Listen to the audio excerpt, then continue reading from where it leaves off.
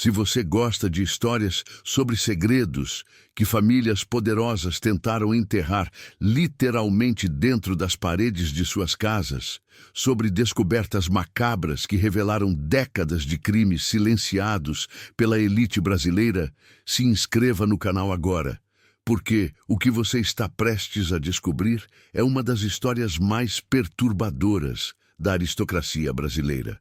Uma história que foi deliberadamente apagada dos livros de história, censurada pela própria família durante gerações, e que só veio à tona em 1997, quando reformas em um casarão do século XIX em Campinas revelaram algo impossível de ignorar: 20 corpos emparedados, não de uma vez, não de um único incidente, mas acumulados ao longo de 40 anos, entre 1870 e 1910. Cada um deles, uma jovem mulher entre 14 e 22 anos. Todas desaparecidas sem deixar rastros, todas da mesma família, todas mortas dentro daquela casa pelas mãos de quem deveria protegê-las. E o mais chocante, a família sabia, sempre soube, durante 5 gerações, mantiveram o segredo. Transmitiram de pais para filhos o conhecimento de que havia cadáveres nas paredes e fizeram tudo o que podiam para garantir que nunca fossem descobertos, até que não puderam mais esconder. Campinas, São Paulo, abril de 1997. Uma equipe de reforma estava trabalhando no solar dos Almeida Prado, um casarão histórico construído em 1868 pela família Almeida Prado, uma das mais importantes da aristocracia cafeeira paulista. A casa estava sendo convertida em centro cultural. Os operários estavam derrubando uma parede interna do 2º andar quando um deles percebeu algo estranho. A parede era muito mais espessa que o normal, quase 1 metro de espessura, onde deveria ter apenas 30 centímetros, e quando o malho atravessou a camada externa de tijolos, em vez de encontrar o outro lado, encontrou um espaço vazio, uma cavidade que não deveria existir. O operário apontou sua lanterna para dentro e viu algo que o fez cair para trás gritando. Havia um esqueleto humano dentro da parede, completo, ainda com restos de tecido aderidos aos ossos, ainda usando o que restava de um vestido de época. A obra parou imediatamente, a polícia foi chamada, antropólogos forenses chegaram para examinar a descoberta e o que encontraram foi muito pior do que um corpo único, usando radar de penetração e ferramentas de escaneamento. Eles descobriram que não havia apenas uma cavidade naquela parede, havia múltiplas, uma após a outra, subindo do 1º andar até o sótão, como uma colmeia macabra construída dentro da estrutura da própria casa. Durante as 2 semanas seguintes, equipes removeram cuidadosamente seções inteiras das paredes internas, e cada vez que abriam uma nova cavidade, encontravam outro esqueleto. Jovens mulheres, todas elas preservadas em diferentes estágios. Algumas eram apenas ossos, outras ainda tinham cabelo, unhas, até expressões congeladas de terror nos crânios. Ao final, encontraram exatamente 20 corpos, todos emparedados com precisão cirúrgica, cada cavidade lacrada com tijolos e argamassa indistinguíveis do resto da parede. Quem fez isso era habilidoso. Paciente, tinha acesso ilimitado à casa e décadas para realizar seu trabalho monstruoso. E a análise forense dos corpos revelou algo ainda mais perturbador. Eles não haviam sido mortos e depois emparedados. Eles haviam sido emparedados vivos, arranhões desesperados na parte interna dos tijolos, unhas quebradas contra a argamassa, posições dos esqueletos, sugerindo luta final por ar que nunca viria. 20 jovens mulheres haviam sido literalmente enterradas vivas dentro das paredes de uma das casas mais importantes de Campinas, e alguém, provavelmente múltiplos alguéns ao longo de 40 anos, haviam continuado vivendo ali, dormindo, comendo, recebendo convidados, sabendo perfeitamente bem que havia cadáveres a poucos metros de distância, separados apenas por camadas de tijolo e gesso. A história começa em 1845, quando o coronel Joaquim Almeida Prado comprou 5.000 hectares de terra no interior de São Paulo e estabeleceu uma das maiores fazendas de café da região. Joaquim não vinha de aristocracia. Seu pai era comerciante modesto, mas Joaquim tinha timing perfeito e ambição ilimitada. Ele apostou tudo no café exatamente quando os preços começaram a explodir. Quando demanda europeia e americana transformou o café em ouro líquido, em 10 anos ele multiplicou sua fortuna por 100. Comprou mais terras, mais escravos, tornou-se um dos barões do café mais ricos de São Paulo. Em 1855 ele casou com Dona Amélia Rodrigues da Silva, filha de uma antiga família aristocrática de Itu. O casamento deu a Joaquim o que ele não tinha: pedigree, nome, aceitação pela velha aristocracia que olhava com desprezo para novos ricos como ele. Amélia trouxe linhagem, Joaquim trouxe dinheiro. Era casamento perfeitamente transacional, como eram todos os casamentos de elite na época. Eles tiveram 6 filhos em 8 anos, 4 meninos e 2 meninas, e em 1868, quando a fortuna estava no auge, Joaquim decidiu construir sua marca permanente na sociedade paulista. Ele construiria um solar, não uma casa grande comum, mas um verdadeiro palácio urbano em Campinas, que estava se tornando o centro da aristocracia cafeeira. Algo que anunciaria aos outros barões que os Almeida Prado haviam chegado e permaneceriam no topo para sempre. O solar dos Almeida Prado levou 3 anos para ser construído.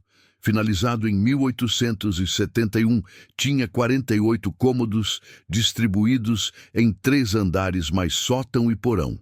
Arquitetura neoclássica com influências francesas, fachada imponente com colunas de mármore, jardins formais desenhados por paisagista europeu, interiores decorados com móveis importados, lustres de cristal, pisos de mármore, afrescos pintados por artistas italianos.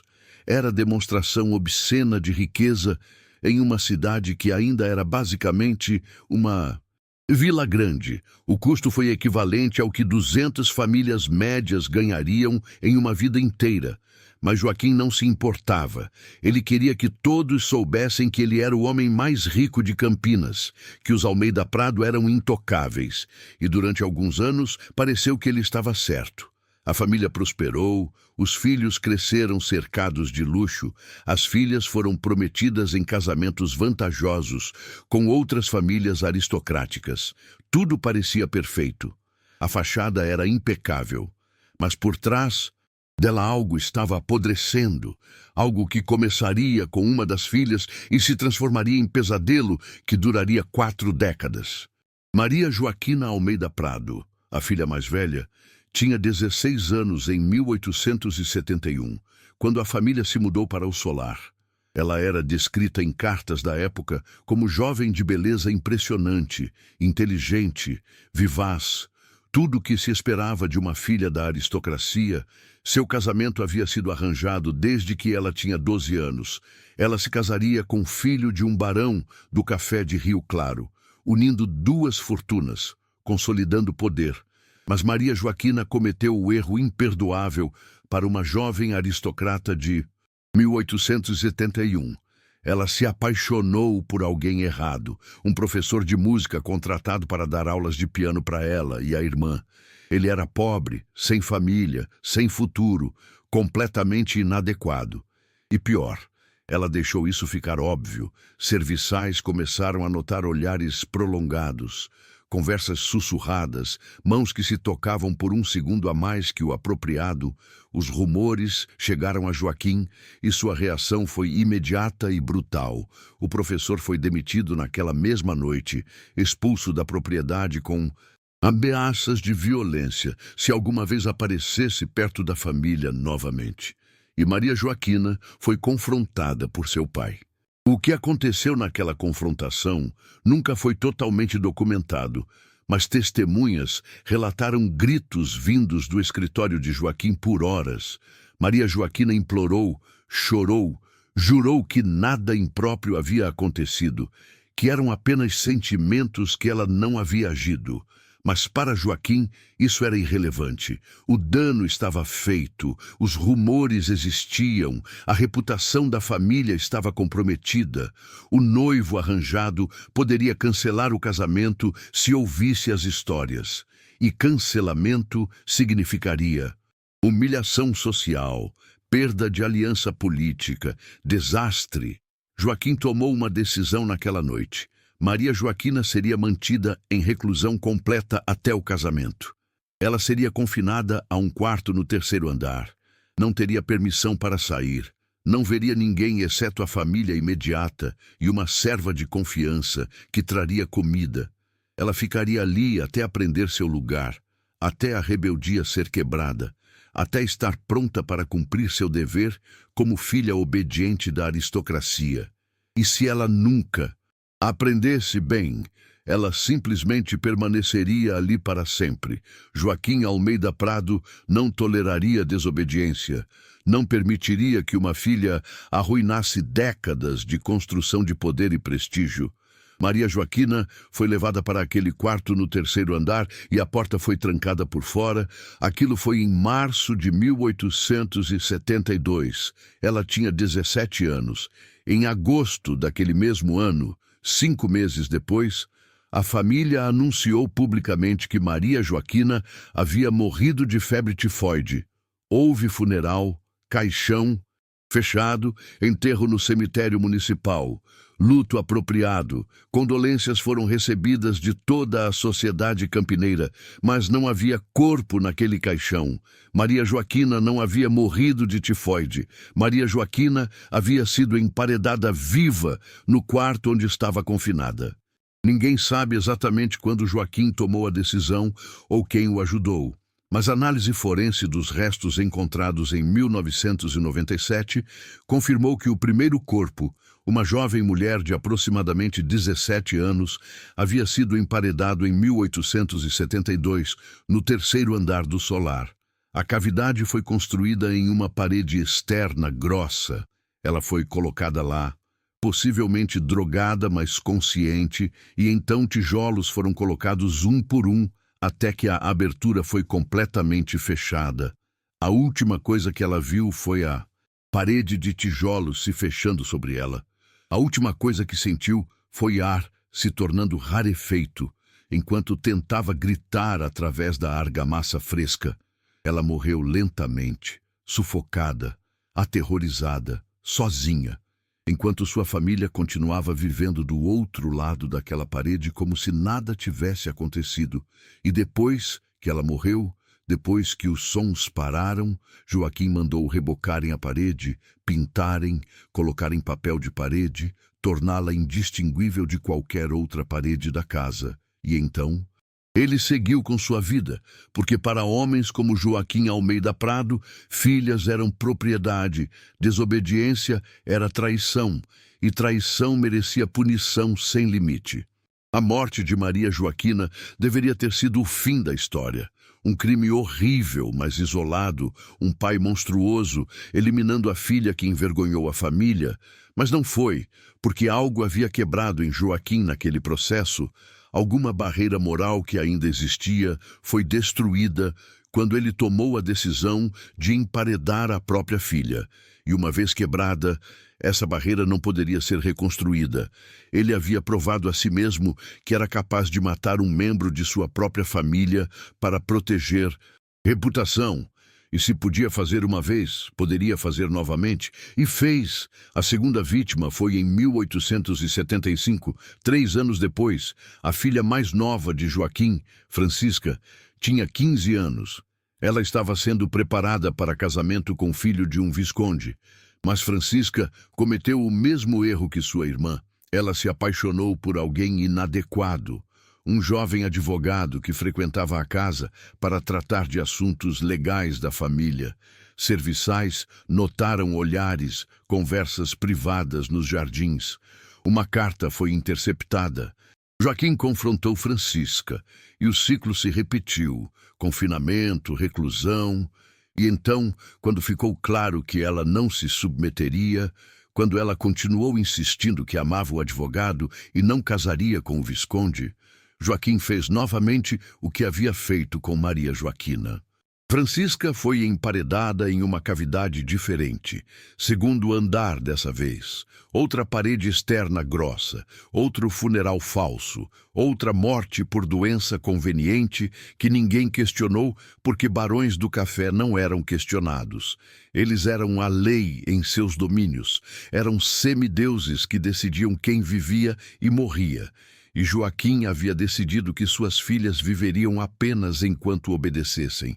2 corpos nas paredes, 2 filhas mortas, mas Joaquim não parou porque o padrão estava estabelecido. Ele havia encontrado solução perfeita para o problema de filhas rebeldes. Melhor que exílio, melhor que convento, melhor que qualquer outra opção. Ele simplesmente as fazia desaparecer, e as paredes de sua casa engoliram suas existências como se nunca tivessem vivido. Nos anos seguintes, outras jovens mulheres da família começaram a desaparecer, não apenas filhas de Joaquim, mas sobrinhas, primas, qualquer jovem que morava no solar e cometia o erro de desobedecer, de questionar arranjos matrimoniais, de se apaixonar por homem errado, de expressar desejos de independência. Todas elas enfrentavam o mesmo destino: confinamento seguido de desaparecimento, funeral seguido de parede rebocada. Entre 1872 e 1889, ano da morte de Joaquim Almeida Prado, aos 72 anos, pelo menos 12 jovens mulheres foram emparedadas no solar. Todas elas, parte da família estendida, todas elas entre 14 e 20 anos, todas elas culpadas apenas de querer controlar suas próprias vidas.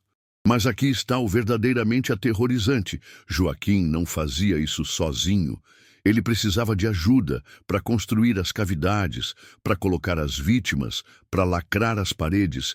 E ele tinha essa ajuda, primeiro de seu filho mais velho, Joaquim Júnior, que foi iniciado no segredo familiar aos 18 anos, quando ajudou a emparedar uma prima, e depois dos outros filhos conforme cresciam. A família Almeida Prado transformou o assassinato em tradição familiar. Passaram o conhecimento de geração para geração. Pais ensinando filhos como construir cavidades invisíveis, como escolher paredes apropriadas, como lacrar as aberturas perfeitamente, como continuar vivendo normalmente enquanto cadáveres apodreciam a metros de distância. E nenhum deles nunca quebrou o silêncio, nenhum deles jamais confessou. O segredo foi mantido por lealdade familiar, que superava a humanidade básica, superava a moralidade, superava a lei. Eles eram aristocratas, estavam acima de tais considerações, e por 127 anos eles saíram impunes. Quando Joaquim morreu em 1889, seu filho mais velho herdou o solar e a fortuna. Joaquim Júnior tinha 45 anos e era tão monstruoso quanto o pai. Possivelmente pior, porque ele havia crescido naquele ambiente, havia sido moldado por aquela mentalidade. Para ele não havia nada de errado no que a família fazia. Era simplesmente como as coisas funcionavam. Você protegia o nome da família acima de tudo. E se isso significava matar membros da própria família que ameaçavam esse nome, bem, isso era preço aceitável. Durante o controle de Joaquim Júnior entre 1889 e 1920, mais 5 jovens mulheres foram emparedadas.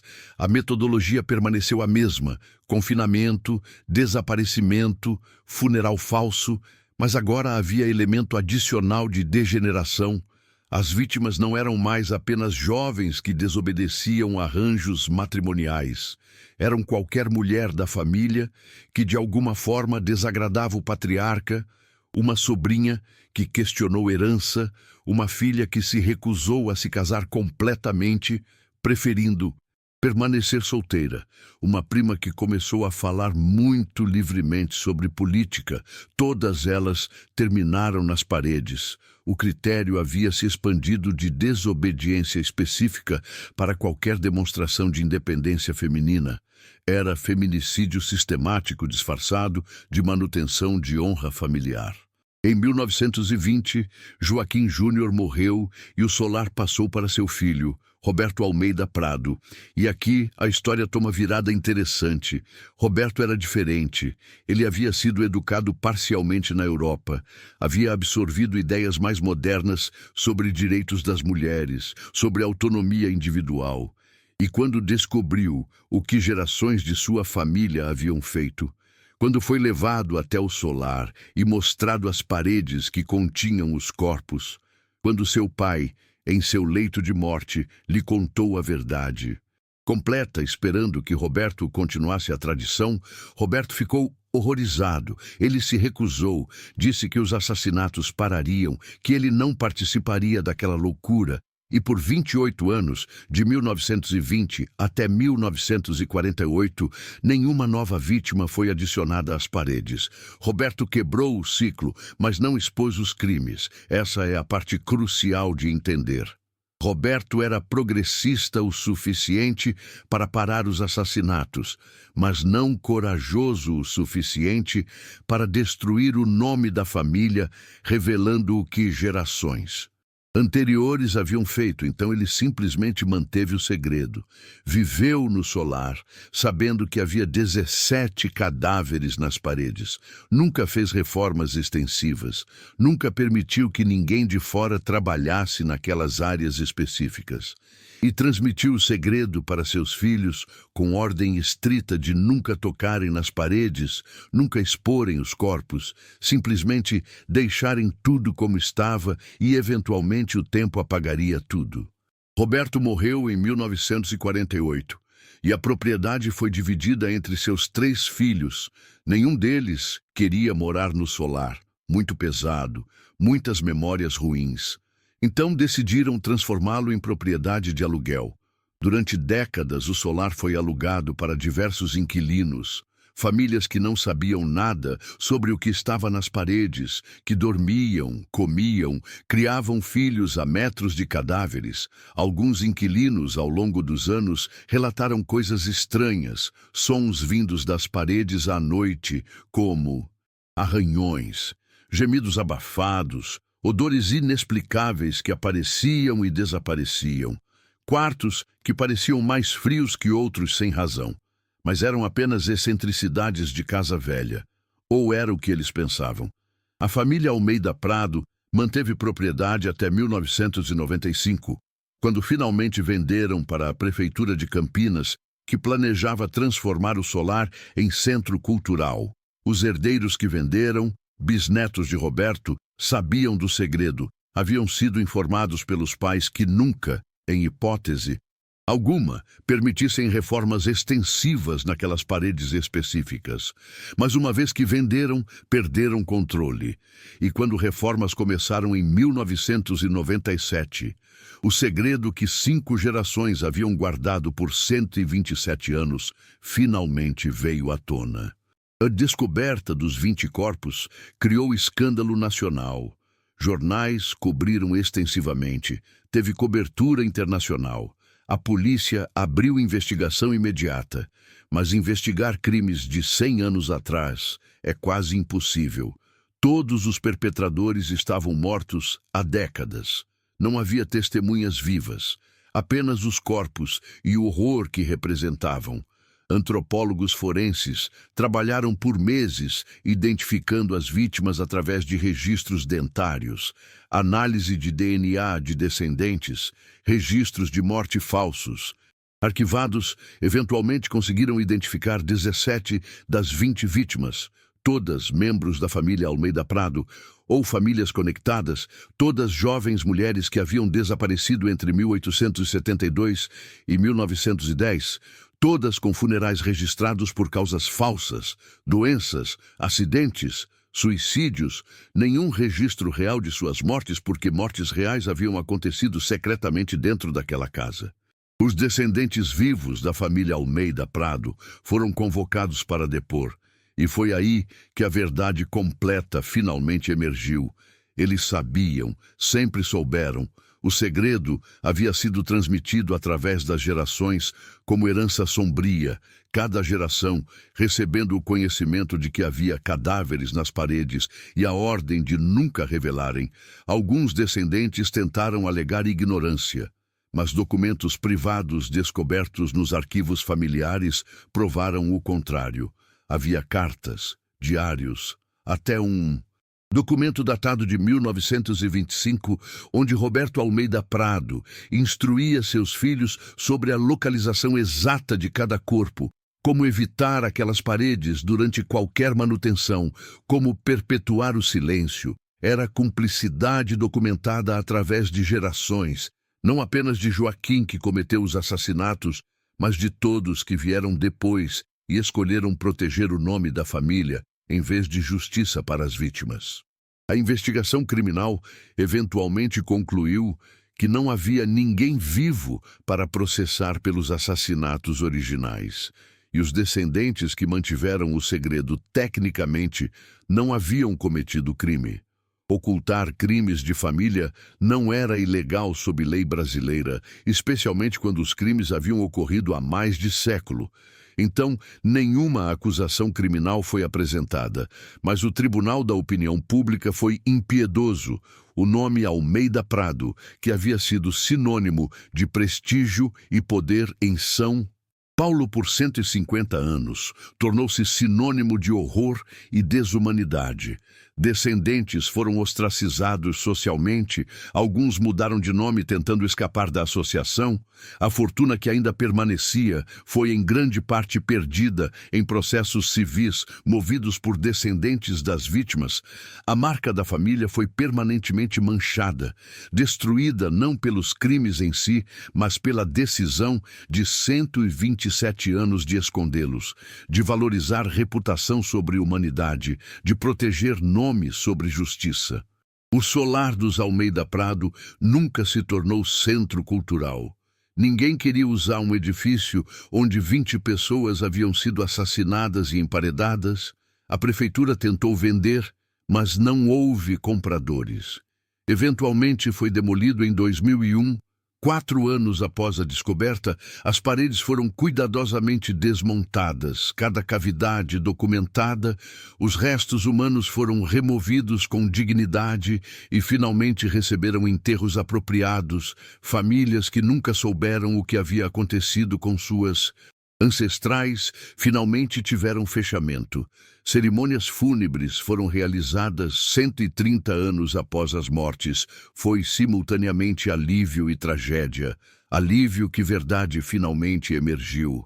Tragédia que levou tanto tempo, que tantas gerações viveram e morreram sem saber o destino de suas parentes desaparecidas. O terreno onde o solar ficava permanece vazio até hoje. Há planos ocasionais de construir memorial, mas sempre enfrentam oposição. Alguns argumentam que seria mórbido, que seria transformar tragédia em atração turística. Outros que seria apropriado, que as vítimas merecem ser lembradas. O debate continua sem resolução. Mas a verdadeira lição da história do solar dos Almeida Prado não é sobre os crimes de Joaquim.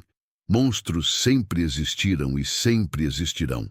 A verdadeira lição é sobre todas as pessoas que sabiam e não fizeram nada. Os filhos que ajudaram o pai a emparedar suas próprias irmãs, os netos que herdaram o segredo e o mantiveram, os bisnetos e tataranetos que continuaram o silêncio por lealdade familiar que superava a moralidade básica. É sobre como estruturas de poder, privilégio e orgulho familiar podem corromper gerações inteiras, podem fazer pessoas decentes tornarem-se cúmplices de horror, podem normalizar o inimaginável quando a alternativa é admitir que sua família, seu nome, sua linhagem está construída sobre fundação de sangue e crueldade. E aqui está a pergunta mais perturbadora. Quantas outras famílias aristocráticas brasileiras têm segredos similares, Obviamente não tão extremos, não 20 corpos literalmente emparedados, mas segredos de violência, abuso, assassinato que foram ocultados por gerações através de poder e influência. Quantas jovens mulheres desapareceram ao longo da história brasileira, oficialmente mortas de doenças ou acidentes, mas realmente assassinadas por famílias que viam suas vidas como menos importantes que reputação familiar, a aristocracia brasileira, como aristocracias em toda parte, foi construída sobre exploração, violência e impunidade. Os barões do café fizeram fortunas através de escravidão, através de trabalho forçado, através de brutalidade sistemática. E essa mentalidade, essa crença de que algumas pessoas simplesmente importam mais que outras, que poder te coloca acima da lei e da moralidade, não desapareceu quando a escravidão foi abolida, não desapareceu quando a monarquia caiu.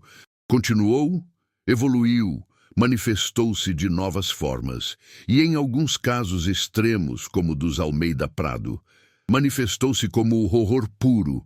Mas o horror não era a exceção, era apenas a manifestação mais extrema de mentalidade que permeava toda aquela classe. A crença de que eles eram superiores, que suas famílias eram mais importantes, que proteger nome e prestígio justificava literalmente qualquer coisa. Hoje, o caso do Solar dos Almeida Prado é estudado em cursos de criminologia, psicologia, sociologia, não apenas como exemplo de serial killing familiar, mas como janela para a mentalidade de classe dominante, como demonstração de até onde pessoas irão para proteger status e poder. Os psicólogos que analisaram o caso notaram um padrão interessante. Cada geração sucessiva da família achava mais fácil manter o segredo que a anterior. A primeira geração, os filhos de Joaquim, que ajudaram nos assassinatos, mostraram sinais de conflito moral em cartas e diários. Eles sabiam que estavam fazendo algo terrivelmente errado, mas lealdade ao pai superava a consciência. A segunda geração, os netos, mostravam menos conflito. Para eles, o segredo era simplesmente parte da história familiar, algo a ser protegido como qualquer outro patrimônio. A terceira e quarta gerações tratavam como mero inconveniente, algo embaraçoso, mas não moralmente problemático. Cada geração normalizava mais o horror até que se tornava apenas fato da vida. Essa é psicologia de cumplicidade geracional. Como crimes se tornam tradições, como horror se torna herança. Então me diga, o que você teria feito se tivesse nascido naquela família? Se aos 18 anos seus pais te levassem de lado e revelassem que havia cadáveres nas paredes da casa onde você cresceu, que sua família tinha história de assassinar mulheres rebeldes, que seu trabalho agora era manter o segredo, você teria exposto tudo, destruído o nome da família, arriscado sua herança e posição social pela verdade? Ou você teria feito o que 5 gerações de Almeida Prados fizeram, guardado o segredo, protegido a família, racionalizado que eram crimes do passado, que expor não beneficiaria ninguém? É fácil julgar de fora. É fácil dizer que, obviamente, você faria a coisa certa, mas estruturas de poder familiar são intensas. Pressão de proteger nome que você carrega é real. E história mostra que a maioria das pessoas, quando confrontadas com escolha entre lealdade familiar e fazer o que é moralmente certo, escolhem lealdade. Não porque são maus, mas porque são humanos, porque fomos programados por milhões de anos de evolução a proteger nossa tribo acima de tudo. E tribos modernas são famílias, são nomes, são legados. Quebrar isso requer coragem extraordinária que, francamente, poucas pessoas têm. O legado do Solar dos Almeida Prado não é apenas sobre os crimes horríveis que aconteceram dentro daquelas paredes. É sobre todas as pessoas que sabiam e não fizeram nada, sobre todas as vezes que reputação foi valorizada sobre vida humana, sobre todas as vítimas esquecidas porque eram inconvenientes para famílias poderosas.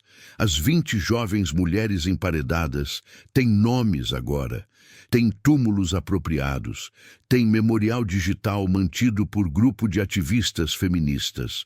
Associação de Memória das Vítimas do Solar mantém seus nomes vivos, conta suas histórias, usa caso para educar sobre violência doméstica, sobre poder patriarcal, sobre como estruturas familiares podem ser usadas para oprimir e assassinar. É pequena vitória. Reconhecimento tardio de vidas que importavam, que foram roubadas. Mas pelo menos é algo. Pelo menos elas não são mais apenas esqueletos anônimos em paredes. São pessoas com histórias que são lembradas. E quanto aos descendentes da família Almeida Prado que ainda vivem, maioria desapareceu, de vista público, mudaram de nome, mudaram de cidade, tentaram apagar conexão com o passado. Alguns ficaram em São Paulo, mas vivem vidas quietas, evitando atenção. Nenhum deles fala publicamente sobre o caso. Nenhum deles jamais deu entrevista extensiva. Há um documentário de 2015 onde o produtor conseguiu filmar de longe um dos bisnetos de Roberto Almeida Prado, homem de 70 anos, vivendo em apartamento modesto em São Paulo. Quando perguntado sobre o solar, ele simplesmente disse: "Não tenho nada a dizer sobre isso. Minha família pagou preço suficiente e caminhou embora. Essa é a posição deles, que já pagaram, que não devem nada, que crimes foram de ancestrais, não deles. E, tecnicamente, eles estão certos. Eles não mataram ninguém, apenas mantiveram segredo, mas segredos têm peso, especialmente segredos de 20 pessoas assassinadas. E esse peso os seguirá pelo resto de suas vidas e, provavelmente, vidas de seus filhos também. Nome Almeida Prado estará sempre manchado, sempre associado com o horror do solar. Essa é consequência de gerações de cumplicidade, não prisão, mas marca social permanente que não pode ser apagada. Então agora, você sabe sobre os 20 corpos nas paredes, sobre a família aristocrática que assassinou suas próprias filhas por gerações, sobre os descendentes que escolheram silêncio sobre justiça por 127 anos, sobre como poder e privilégio podem corromper tão completamente que matar membros da própria família torna-se aceitável. Se protege o precioso nome da família. É a história que deveria nos fazer questionar quantas outras famílias poderosas escondem crimes similares. Quantos segredos permanecem, enterrados não em paredes, mas em memórias, em documentos destruídos, em testemunhas silenciadas. A aristocracia brasileira tem passado sombrio. Partes dele conhecemos: escravidão, exploração, brutalidade, mas quantas outras atrocidades permanecem escondidas porque ninguém teve coragem de expô-las, porque famílias poderosas ainda têm poder suficiente para manter segredos enterrados. O solar dos Almeida Prado nos mostra que até segredos mantidos por mais de século eventualmente emergem. Que verdade tem forma de encontrar luz, mas também nos mostra quanto tempo isso pode levar, quantas vítimas podem ser esquecidas, quantos criminosos podem morrer impunes antes que justiça finalmente, se é que chega, seja feita. E me diga, você acha que deveria haver mais investigação histórica de famílias aristocráticas brasileiras, busca ativa por crimes escondidos que podem ainda ter evidências em propriedades antigas? Ou isso seria inútil, mexer em passado que não pode ser mudado? Deixe sua opinião nos comentários e se você ficou até aqui, você é exatamente o tipo de pessoa que vai amar as próximas histórias perturbadoras deste canal.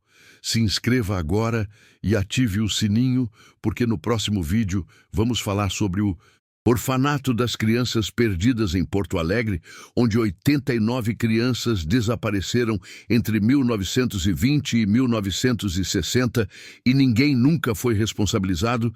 Você não vai querer perder essa história.